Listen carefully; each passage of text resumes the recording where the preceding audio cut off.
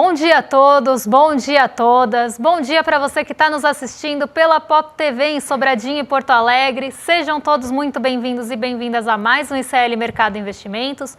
Hoje, terça-feira, e a gente vai repercutir um pouco o primeiro dia, o dia 1 do governo Trump, como isso deve afetar as economias globais e o nosso Brasilzão, então a gente vai passar por isso. Vamos falar também da Trump Coin, da Meme Coin, que acabou sendo lançada no dia da posse, então a gente vai passar por esse assunto também, para vocês entenderem o que é, como funciona, quais são os riscos, por que isso é tão polêmico e problemático, mas a gente também vai falar de uma previsão do Itaú, que jogou a Selic lá nas alturas. Mas antes de tudo isso, eu vou dar bom dia para o André. Bom dia, André, como você está? Bom dia, Débora. Bom dia a todos os nossos telespectadores. Não tem outro assunto hoje, né? Ontem o Donald Trump tomou posse, já tem alguns efeitos, ele deu para trás algumas coisas aí, por isso que até o dólar deu uma certa recuada. Mas aí tem uma série de preocupações aí que a gente já tem, que já tinha na economia, mas agora a gente tem que enfrentar a realidade. Trump está eleito, então o que será da economia mundial? Vamos tentar dar os primeiros passos para entender isso. Então a gente vai passar o programa de hoje falando muito sobre esse assunto, né? Então, até hoje aqui na questão do Brasil não tem tantos indicadores, então até é bom que a gente dá um programa bem completo para vocês entenderem tudo isso. Mas antes de tudo, antes de fazer essas análises, a gente já pode começar aqui com a agenda do dia, né? A agenda também muito reduzida, né? Hoje parece que o mundo tá meio de ressaca aí com o Trump, né? Exatamente. Essa semana a gente deve ter uma agenda um pouco mais movimentada para o fim da semana. Então, no começo da semana, a gente vai ter essa agenda quase um marasmo de agenda aqui. Mas vamos ver o que já saiu, o que tem para sair hoje. Antes da abertura, saiu o balanço da 3M, os Estados Unidos entram naquele período que tem os balanços corporativos sendo divulgados, grandes bancos. Na verdade, os grandes bancos até já divulgaram no fim da semana e no comecinho dessa semana, mas hoje temos balanço da 3M, às 7 horas da manhã na Alemanha, índice de expectativas econômicas de janeiro, e aqui no Brasil, o IGPM de janeiro, segunda prévia, não é um fechamento, é uma primeira leitura, na verdade, segunda leitura, né? Uma leitura preliminar do IGPM, já mostrou alguns sinais importantes, mas a gente não vai aí se ater a isso, até porque não é um índice que ganha tanta relevância. Às 8h30 da manhã, a ministra das Finanças, Raquel Reeves, participa de audiência no Parlamento Britânico, lá no Reino Unido, e depois do fechamento temos balanço da Netflix. Então, não temos aí muitos indicadores que devam mexer com o mercado. Ainda depois do fechamento tem balanço da United Airlines e tem na Bélgica vice-presidente do Banco Central Europeu, o Luiz de Guindos, participando de reunião na Ecofin. Então, essa reunião já estava acontecendo desde ontem, ela acontece durante o dia. Temos o Fórum Econômico Mundial de Davos e, na zona do euro, reunião do Ecofin acontecendo durante o dia, como eu falei. Só tem aí o destaque para o vice-presidente do Banco Central Europeu participando dessa reunião. Então, é uma agenda bem esvaziada e bem xoxa, assim, né? Não tem nada ali que deve ser um condutor grande no direcionamento dos mercados hoje. O que vai ser um condutor grande? A posse ontem, e como ontem os mercados nos Estados Unidos estavam fechados e a gente estava sem a referência de Nova York, hoje a gente pode começar a ver um direcionamento um pouquinho diferente em relação a isso. Mas os indicadores, eles estão aí bem devagares hoje, viu? Então, realmente, né, hoje, basicamente, o mundo é digerindo ainda o discurso e a posse do Donald Trump.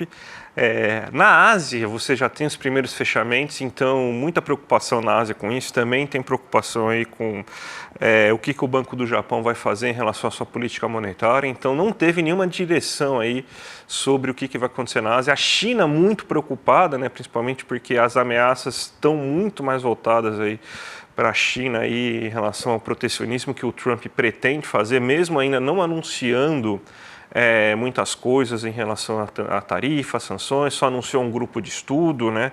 Mas ele já deixou claro aí que o inimigo dele é o BRICS, e o BRICS na forma da China principalmente, né? Então, com certeza, isso tudo teve influência na Ásia, né, Débora? Exatamente. Hoje a Ásia ela não foi numa direção única. Na verdade, as bolsas asiáticas elas foram em direções opostas durante a manhã, justamente porque parte estava ainda reagindo e digerindo a posse do Donald Trump. Então, a gente vê o Xangai Composto, por exemplo, que eu vou colocar aqui na tela para vocês. O Xangai Composto caindo 0,05. Não foi uma queda forte, foi uma queda até leve, uma queda marginal, mas ele foi para o terreno negativo e caiu 0,05. Só que a gente tem outra parte da Ásia reagindo à expectativa de alta de juros no Japão. Essa semana tem decisão de política monetária no Japão e o Banco do Japão já sinalizou que pode ser que suba os juros por lá. Então, parte do mercado está operando nessa expectativa de alta de juros no Japão e parte ainda está digerindo o discurso de posse do Donald Trump. O Xangai Composto não caiu tanto, mas se a gente vai para outros mercados asiáticos, a gente vê inclusive perdas mais aprofundadas, justamente por essa visão ou por essa expectativa de que a China vai ser impactada pelas tarifas comerciais, talvez não nesse primeiro momento, a gente vai falar bastante disso depois, mas nessa posse, o Trump basicamente tangenciou a China, ele não entrou em detalhes em relação à China, ele falou da China quando ele falou do Canal do Panamá, então ele tangencia o assunto, mas não aprofunda. E aí traz essa dúvida de quanto vai ser, ou como e quando vai ser a imposição dessas tarifas, se ela vai ser gradual, se ela não vai ser. Então existem ainda essas dúvidas em relação à economia chinesa e ao protecionismo dos Estados Unidos em relação à China. Então fica nesse sentimento de cautela. A China conseguiu ficar, como eu falei, numa perda marginal, mas outras bolsas aprofundaram as perdas justamente por esse sentimento de cautela e um sentimento aí que uma possível tarifação na China possa influenciar em bloco aí outros países asiáticos que acabam dependendo um pouco mais desse movimento. Mas uma preocupação crescente em relação a esse pronunciamento, ainda que ele tenha sido pelo mercado considerado mais moderado do que se esperava, né? Esperavam que as tarifas já iam ser colocadas logo de pronto. Então, o mercado reagiu até com um certo alívio em relação à posse. Aí eu não estou nem falando dos outros absurdos que foram falados durante a posse. A gente está falando só dessa parte do mercado financeiro, olhar para o discurso, porque eles esperavam um discurso um pouco mais duro do Trump. E não foi duro o suficiente para o mercado. Mas a gente já vê alguns efeitos disso, mas a gente vai entrar bastante nesse cenário daqui a pouquinho, porque agora a gente vai falar da meme coin que foi lançada, né, um pouquinho antes da posse, inclusive. Sim, exatamente, né? Piada, né? Vamos falar a verdade, não passa de uma grande piada isso, né? A meme coin do Trump, a Melanie também fez lá, meme coin também, né? Então, não dá nem, não é o nome do negócio, meme coin, né? É assim, a lógica que você tem dessas criptomoedas, ela está muito assim atrelada ao que é essa nova onda ultraliberal que tem no Trump, no Musk, que tem no Milley, seus principais expoentes, né? Porque eles seguem a lógica dos economistas austríacos. E os economistas austríacos, até nos estudos mais recentes deles,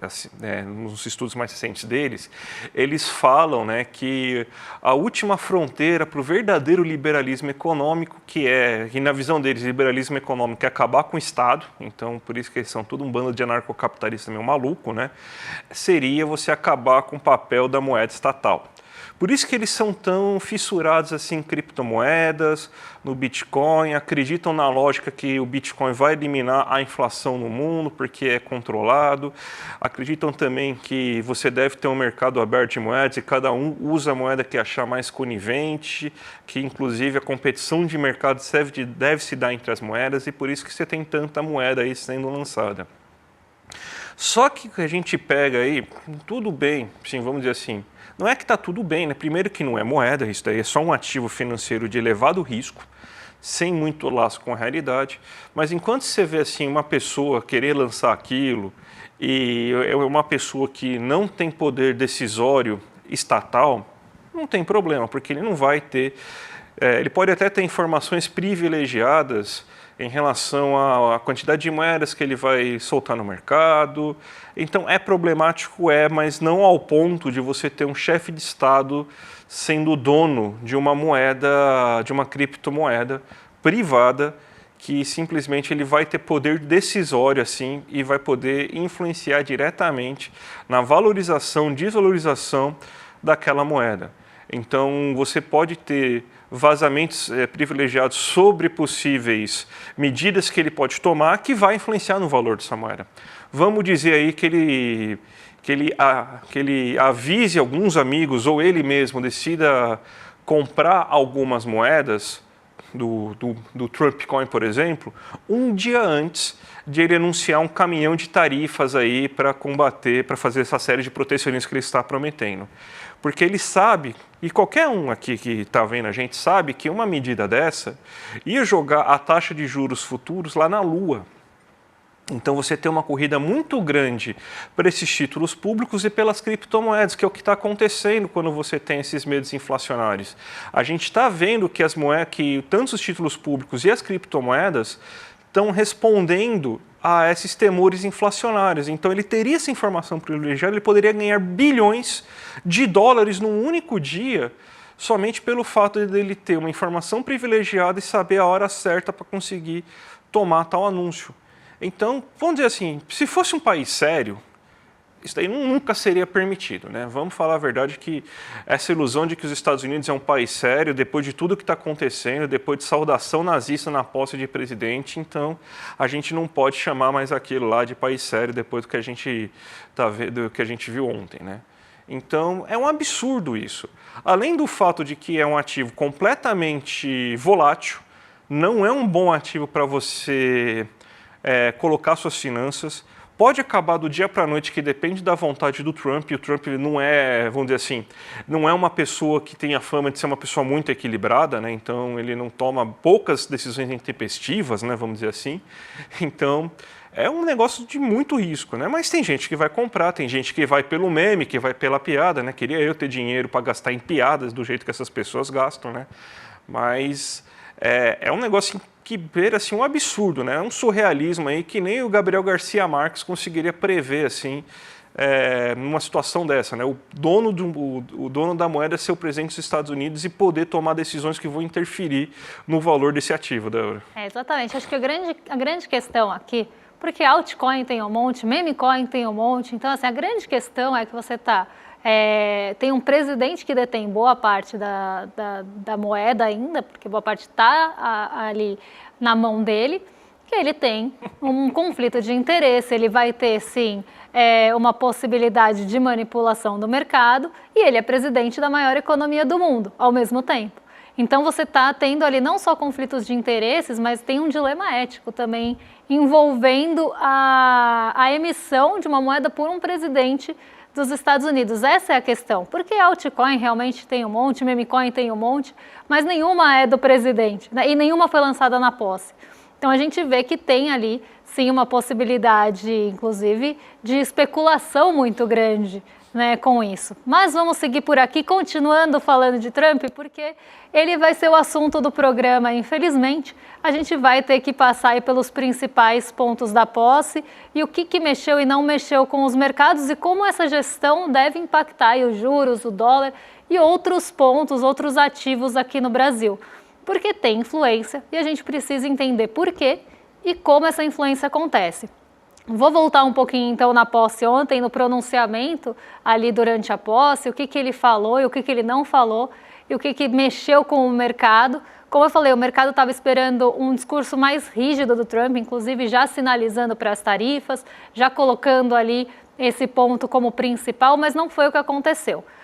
O Trump não falou da Groenlândia, não falou do Canadá, não tocou nesses assuntos, mas falou sim sobre a tarifação e deu a entender que essa tarifação seria gradual em alguns casos, então que não seria ali logo de cara uma tarifação colocada com um percentual já definido, mas que seria uma transição gradual, mas apontou para a tarifação. Então o que a gente espera de um governo, a gente e o mercado financeiro espera de um governo como esse? Que ele seja protecionista. Se ele vai ser protecionista, ele já começa a abrir ali algumas brechas e já começa a instigar a guerra comercial. Inclusive a Eurásia, que é uma casa aí de consultoria, de pesquisa, de research, já fez algumas análises em relação a isso, que vê uma desconexão global maior e uma guerra comercial que está já iminente por conta dessa tarifação, desse tarifaço do Trump, embora ele ainda não tenha sido determinado, nem em percentual e nem quais países vai atingir. Mas já tem ali essa possibilidade. O que aconteceu na posse foi isso, mas depois, né, já tem o decreto lá envolvendo o Canadá e o México, que passa a valer a tarifa, né, que são os países vizinhos, os países fronteiriços. A tarifa passaria a valer a partir do dia 1º de fevereiro, mas ainda não tem o percentual definido. O Trump chegou a falar até em 25%, mas ainda sem definição dessa tarifa. Mas a gente já vê um governo bem protecionista.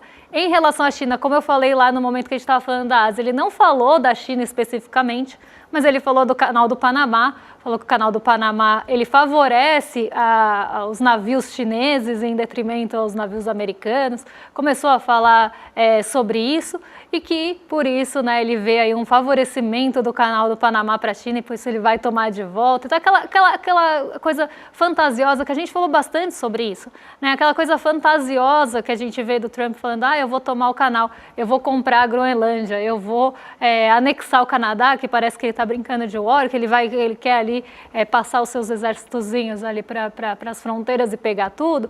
Parece fantasioso, mas mostra a intenção que tem por trás, né? A intenção ali de um governo que tenha essas medidas como parte da sua base ou do seu embasamento. E aí o mercado começa a se posicionar já para o que ele vê de possibilidade, porque não tudo vai ser uma possibilidade real, mas ele começa a ver o que ele tem de possibilidade. Bom, se ele vai começar a ter ali um protecionismo maior, isso pode influenciar algumas empresas americanas. Então ele vai se posicionar para isso. E o Trump falou com todas as palavras que ele poderia, que ele quer favorecer as empresas americanas, em detrimento também de outras empresas globais. Ele quer fortalecer essas empresas. O mercado vai se posicionar para isso, né? Já vai se posicionar para esse tipo de medida. Se ele começa a falar muito também de alta de tarifas, a gente já esperava, antes de tudo isso, um governo um pouco mais inflacionário por parte do Donald Trump, também já começa a se esperar que a taxa de juros dos Estados Unidos não vai cair no ritmo que se esperava, pode nem ser que caia, pode ser que seja mantida a partir de agora. E a gente começa a ver também uma disputa ali em relação ao Banco Central. A gente até trouxe ali num programa passado, né, as possibilidades que poderiam ter de mudança no Banco Central dos Estados Unidos, né? Então, de colocar Michelle Bowman como a vice-presidente do Fed, de uma possibilidade do Jerome Powell sair do Fed não por quase que pedindo para sair, mas sendo mandado, enfim. Seria algo assim. Então a gente começa a ver alguns pontos que podem trazer juros mais altos nos Estados Unidos. Juros mais altos nos Estados Unidos afetam aqui o Brasil, porque nós somos um país emergente, países emergentes já têm essa sensibilidade. Em um momento que os juros nos Estados Unidos sobem, o dinheiro vai para lá buscar um porto seguro, ou que eles comecem a ter a perspectiva que não vão cair como se esperava, o recurso vai para lá buscar o seu porto seguro e sai dos países emergentes. Se sai dos países emergentes, como no caso aqui do Brasil, o dólar vai subir porque saiu o dinheiro daqui. E o que o Brasil vai tentar fazer para atrair de novo esse recurso? Vai ficar com uma taxa básica ali de referência de juros mais alta nos Estados Unidos, vai ter um argumento a mais para manter a Selic alta como se já não fosse suficiente. Mas a gente começa a ver que tem impacto em todas as esferas, né? Talvez o dinheiro não entre aqui na nossa renda variável, porque vai buscar ganho nos Estados Unidos, porque a gente já tem lá um mercado mais, não só um mercado maior, mas um mercado que já tem ali um desenvolvimento diferente em renda variável. O recurso vai buscar o dinheiro, vai buscar o ganho lá no lucro, se ele acreditar que o Donald Trump vai favorecer as empresas americanas. A gente sempre tem que lembrar que o recurso especulativo não quer fomentar o país, não quer fomentar as empresas daquele país, não quer emprestar dinheiro para aquele país porque ele acredita no projeto do país. Nada disso, ele vai buscar ganho onde ele vê que tem a maior possibilidade. E aí o recurso vai começar a fluir para os Estados Unidos, então a gente já espera um dólar mais fortalecido. Um dólar fortalecido não só frente aos emergentes, mas quanto aos pares também. E esse cenário, até geopolítico e econômico, de uma guerra comercial ali sempre prestes a estourar, em relação à China e em relação a outros países também que não estão descartados. Então, uma coisa que, pelo menos o Trump no primeiro mandato, é que ele falava muito e fazia pouco. Tomara que ele mantenha, né, essa lógica de falar muito e fazer pouco, né, que seja só garganta, porque se ele fizer muito do que ele está falando aí, realmente vai ser um período de 4 anos extremamente complicado para a humanidade, né? Ele já subiu o tom com o Panamá, ele ainda não fez as medidas de protecionismo, né, que ele estava prometendo. Ele prometeu um grupo de estudo para tal, né? Mas ele já subiu o tom com o Panamá, ele subiu o tom com os BRICS. Aliás, ele nem sabia, ele falou que a Espanha, perguntou se a Espanha fazia parte dos BRICS, né?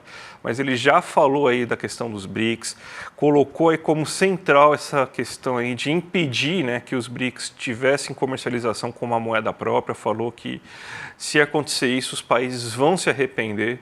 Falou que o Brasil não serve para nada, que o Brasil, que os Estados Unidos que o Brasil depende muito mais dos Estados Unidos do que os Estados Unidos dependem do Brasil. Então, até para o pessoal lá, para os vira-latas que foram lá, 21, né, foram lá, nossos queridos vira-latas, não, coitados, nossos cachorros vira-latas, né, não merece essa comparação. Mas aqueles indignos que foram lá tomar neve na cabeça, que nem entraram na posse lá, então, é isso que eles acham de vocês. Então, e vocês estão lá lambendo as botas aí do Trump, né?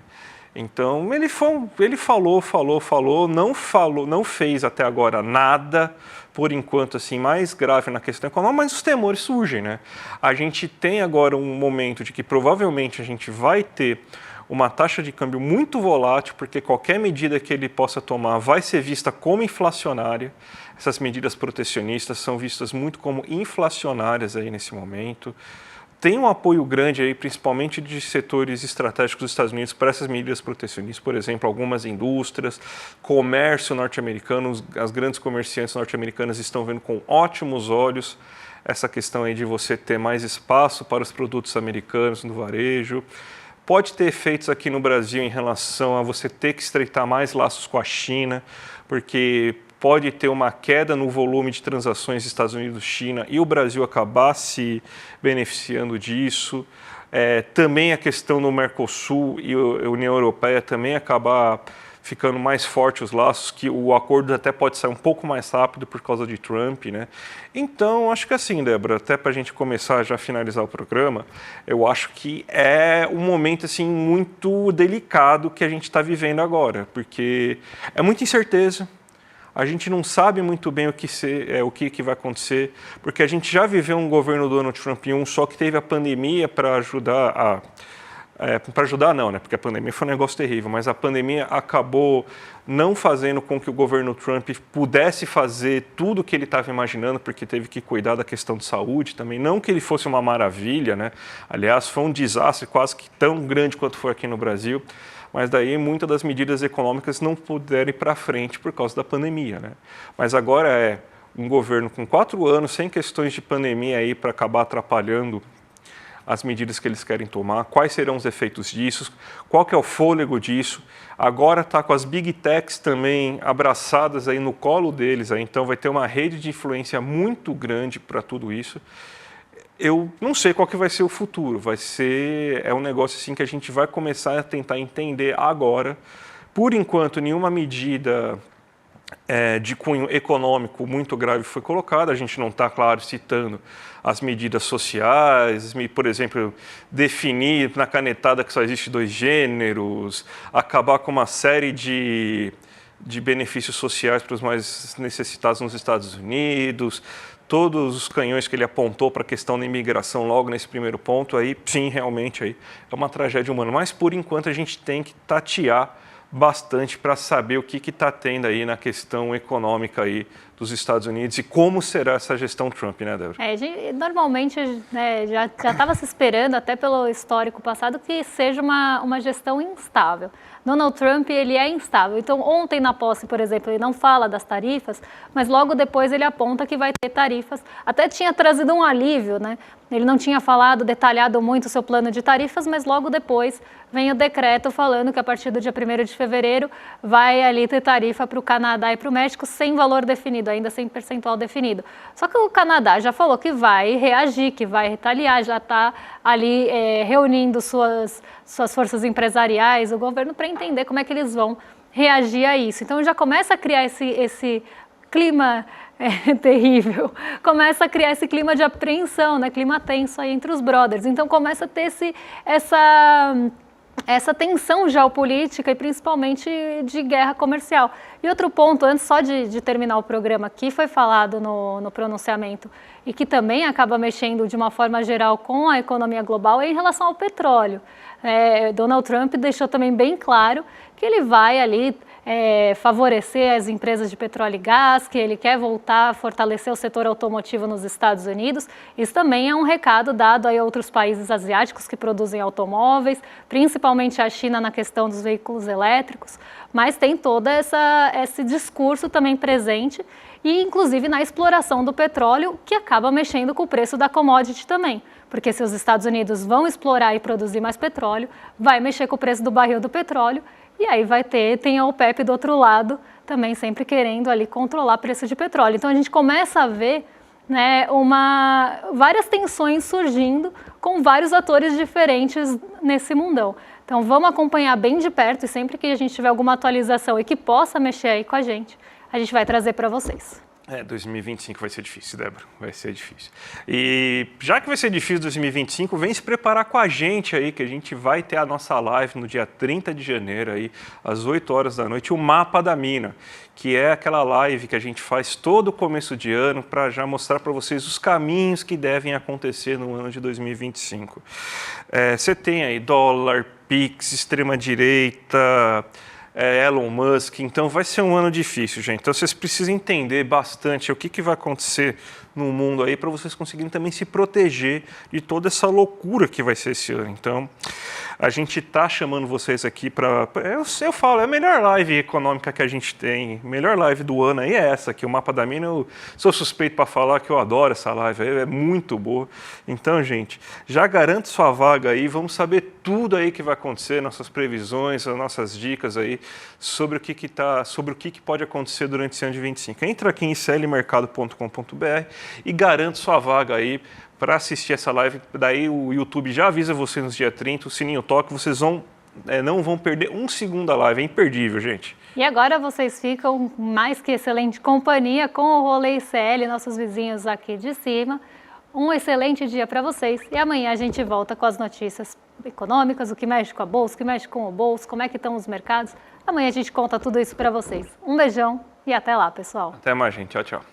Eu tenho certeza que você está perdido ou perdida em relação ao que vai acontecer com a economia em 2025 e mais do que isso, está cheio de medo.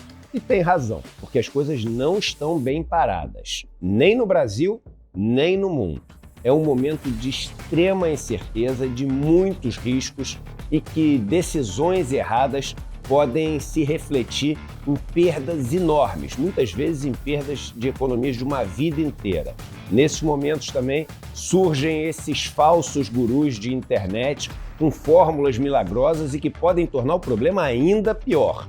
A boa notícia que eu tenho para vocês é que está chegando a data do nosso evento anual, onde eu explico o que está acontecendo no Brasil e no mundo, fazendo um resumo dos principais relatórios que são produzidos pelas principais instituições financeiras, de uma maneira que todo mundo possa entender. Eu faço também minhas previsões para o que vai acontecer no ano, para vocês poderem se basear nelas e terem um parâmetro, terem mais segurança para seguirem nesses mares revoltos. Vai acontecer dia 30 de janeiro, uma quinta-feira às 8 horas da noite. O nome do evento é o Mapa da Mina, que já acontece há vários anos com sucesso estrondoso. Para vocês se inscreverem, é só clicar no link aqui embaixo. E aí, gratuitamente, vocês vão poder participar. Clique e se inscreva e lembra, não tem replay, então é importante estar lá no dia e na hora combinado. A gente se vê lá.